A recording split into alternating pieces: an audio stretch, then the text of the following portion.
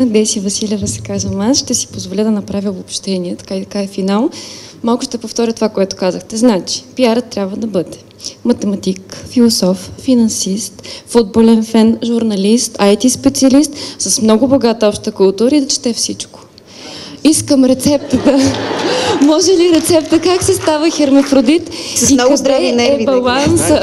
Знаете ли, как се случва баланса? Извинявайте. Баланса. Теория, практика и кога живеете.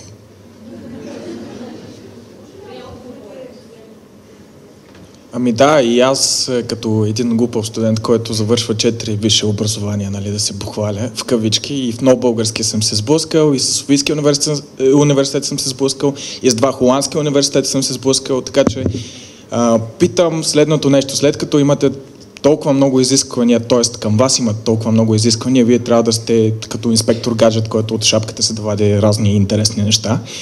Защо не направите така, че когато пускате свободна позиция, да я пускате за всички? И да кажете: здравейте, на нас не трябва идиот, който да може да презентира, идиот, който да може да смята, идиот, който може да рисува, да прави фотошоп, и да го направите като някакво интересно състезание, в което да могат да участват абсолютно всички и да давате практическа задача, в която всеки да се докаже по някакъв начин, независимо с колко образование или без образование. Както знаете, таланта си е талант. Няма значение къде го намираш. Благодаря за вниманието. Знаете ли какво направих, когато взехме миналата година, започнахме да работим за IKEA? До тогава аз нямах никаква представа от мебели и аксесуари за дома. В смисъл, това е на жената вкъщи работа. Аз съм обграден с неща, които не знам дори дали съществуват. Да, имаше едно обучение за служителите на IKEA, в гръцката IKEA, преди да бъде открита тук в България, за това как е разположен магазина, кое за какво служи и така нататък, по някаква случайно, наистина по-скоро случайно, и аз като представител на служащата пиар агенция попаднах на това обучение. Аз слушах повече от тях.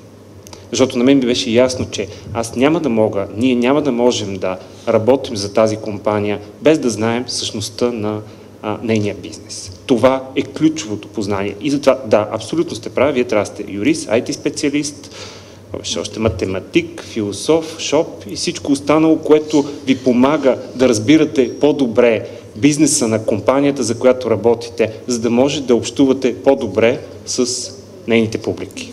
Аз бих завършила с това. Значи пиара не е абсолютно нищо сложно, нищо драматично. Това е занаят, който се учи от до. Както е все едно златар, ковач, каквото ви хрумне. Пускат ви на дълбокото, или плувате, или не плувате. Това казвам на всеки колега, който идва в нашия отдел. При нас е много дълбоко, no hard feelings, каквото и да се случи.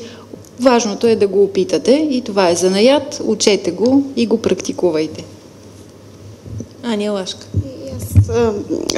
Абсолютно съм съгласна с колегите до тук. Наистина пиар е едно сравнително екстремно занимание. Не сравнително, доста екстремно бих казала. И може би на първо място трябва да сте екстремни хора като нагласи. В този смисъл пак ще противореча на Сашо, че са нужни все пак някакви вродени качества.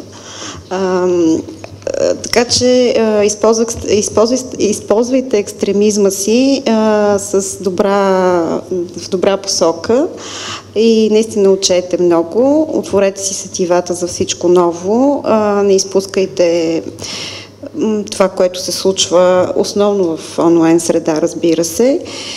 И така, не очаквайте личния ви живот да бъде водещ. В смисъл.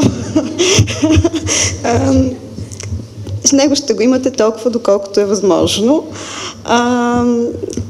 Това е всъщност. Ще се въздържа от някои допълнения.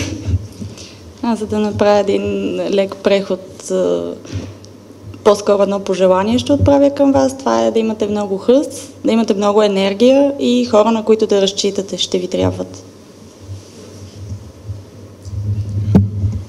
Ами пак аз ще обобщавам.